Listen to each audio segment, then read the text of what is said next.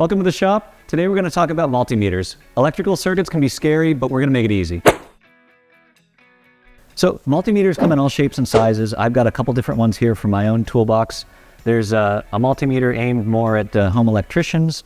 There's a more expensive, more complicated graphing multimeter. And then there's Old Faithful here, a basic multimeter like you'll find in almost any toolbox. So we're going to use this one for today's experiment. First thing you're going to notice is that there are 2 cables and usually 3 ports. Now, it's going to vary based on your particular multimeter exactly where these go, but generally you read the fine print here, you can see that the negative lead goes right in here, and for what we're going to be doing, testing voltage, testing continuity, the positive lead is going to go right over here. So it just depends on your multimeter, but make sure you have the leads plugged into the right spot. From that, we're going to look at our little circuit here, and as you can see, turn the switch on, the light lights up. But today we're going to break each part of the circuit individually, show how you can use a multimeter to find that break, and then go from there. Okay, so the first thing we're going to check is battery voltage here. I'll put this over onto DC volts, and as you can see, we're at a couple millivolts here right now. That's nothing to worry about. So go ahead and put the leads on, and you can see our battery is at about 9.4 volts. That's how you check battery voltage. I'm going to reattach the circuit here. And again, it works fine. So the next thing we're going to do is simulate a blown fuse. So I have a little inline fuse here, and what we're going to do is go ahead and just take that right out. Now again, normally this little wire would break, but in this case we're going to just simulate a blown fuse by removing it from the holder. So circuit does not turn on, no light. So here's how you find that blown fuse. So first thing I'm going to do is put my negative lead just on any ground. Usually this will be a ground screw or some kind of other good known ground. And you can always check if you have a good ground by putting to the battery positive cable here. Yep, and I've got 10 volts. So next thing I'm going to do is basically just start tracing the circuit. So I'll check if I have power here, and I do.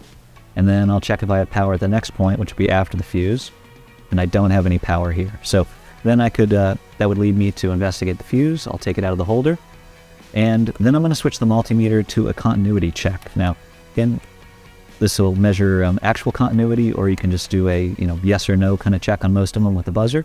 And what this will do, it won't measure voltage. Instead, it's going to measure, is there an electrical connection between the 2 leads? So when it's 0, that's 0 ohms of continuity. And you can also turn on a little beeper to make it easier. So in this case, I'm going to test the fuse. And I do have continuity across the fuse, which means that this fuse is good. If it doesn't beep when you put it across the fuse, then that's a blown fuse. Okay, so circuit is reassembled. I've got my little light working again. Let's break another part of it. And in this case, we're going to go ahead and simulate a broken switch. In this case, we just won't turn the switch on. So again, put it over to DC volts, attach to a known ground, and start tracing the circuit. So power there, power here. I have power after my fuse.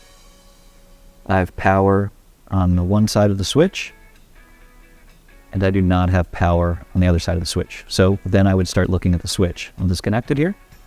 And again, I'm going to go back over to continuity. And this is a real simple switch, but it's the same test for pretty much any of them.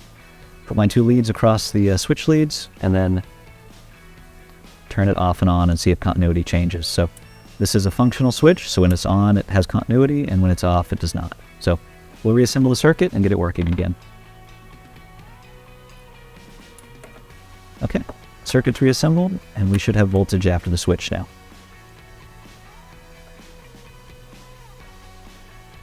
Perfect. And that's how you find voltage through a simple circuit, and how you use continuity to check for blown fuses or bad switches. But there is one more cool trick that a multimeter can do at the very basic level, and that is to find a parasitic battery drain. Here's how to chase down a parasitic drain. First thing I'm going to do is put this into DC amps. I'll swap that over, and then I'm going to have to go ahead and move the lead over as instructed. And now we're going to measure amperage moving through the multimeter. So what I'll do is I'll go ahead and put my negative lead on the positive terminal here. Turn the circuit off, put the positive lead. So now the multimeter is wired in line with the circuit. Now most multimeters can only do about 10 amps, so you're only going to want to do this for a real parasitic drain. You can't hit your starter motor or anything crazy like that. But right now, we're showing 0 amps passing through the multimeter. But let's say you have a parasitic drain. In this case, a light is staying on. Let me swap my leads around so I don't have a negative symbol. You can do it either way, but it's a little easier to see. So, hypothetically here, we're connected to the main positive cable, and we know that we have a 0.01 amp parasitic drain on the battery.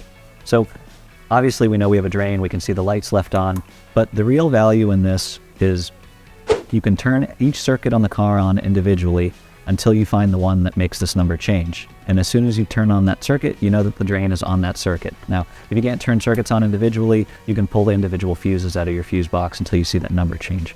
So in this case, we know that it's this light causing our drain, and we can just shut that off or find the other wiring issue. There we go. Okay, so we'll call that it for Multimeter 101. Hope this helps. Hope you can learn something. Hope you can find that drain in your car and have fun. Until next time, we'll see you in the shop. Please make sure you like and subscribe.